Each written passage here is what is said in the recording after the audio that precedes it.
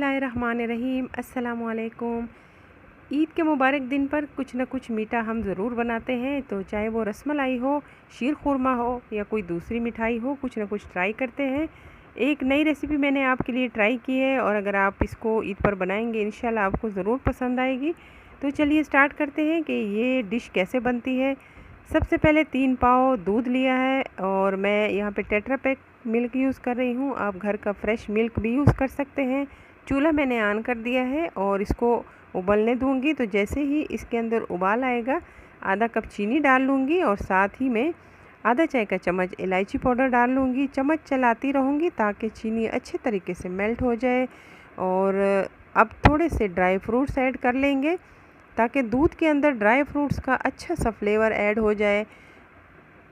जैसे ही दूध थोड़ा सा पक जाएगा इसके अंदर 1 कप रंगीन सिवैयाँ डाल लेंगे।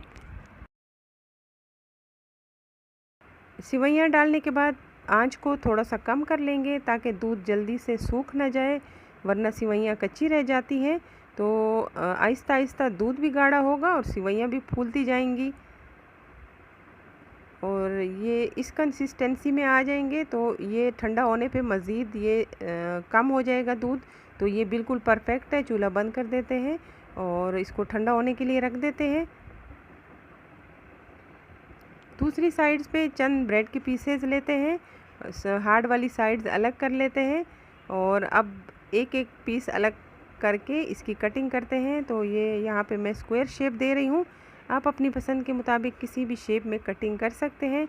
और सारे ब्रेड के पीसेस इसी तरीके से रेडी कर लेंगे जैसे कि मैंने रेडी किए हैं। अब जो हमने ब्रेड के पीसेस काटे हैं उनको हम फ्राई करेंगे बटर के अंदर। फ्राई पैन के अंदर 2 टेबलस्पून बटर डालेंगे और बटर को मेल्ट होने देंगे। यहाँ पे मैं तेल यूज़ नहीं कर रही, डीप फ्राई भी नहीं कर रही, क्योंकि डीप फ्राई करने से बहुत ज़्यादा हैवी फीलिंग आ जाती है। और यहाँ पे मैंने ब्रेड ऐड कर लिए हैं। तो पहले एक साइड फ्राई करेंगे, अब टर्न कर लेंगे, दूसरी साइड भी फ्राई कर लेंगे और सारे पीसेस हम इसी तरीके से बटर के अंदर फ्राई करके तो अब असम्बलिंग करेंगे। तो पाइनएप्पल के कॉकटेल लेंगे, पाइनएप्पल का सिरप लेंगे, कंडेंस्ड मिल्क लेंगे, शुगरलेस और क्रीम लेंगे। क्रीम को मैंने हाफ़ व्हिप्ड किया हुआ है। तो ये सारी चीज़ें हैं। ये क्रीम जो मेरे पास है इसके अंदर मैं 4 चम्मच कंडेंस्ड मिल्क ऐड कर रही हूँ। अच्छी तरह मिक्स करेंगे और ये मिक्स हो चुका है। तो अब असम्बलिंग स्टार्ट करते हैं। ब्रेड के पीसेस को सिरप के अंदर दोनों साइडों से अच्छी तरह डिप करेंगे और फिर बाउल के अंदर सेट करके रखते जाएंगे और इन ब्रेड के पीसेस के ऊपर क्रीम लगाएंगे, फैला देंगे क्रीम को।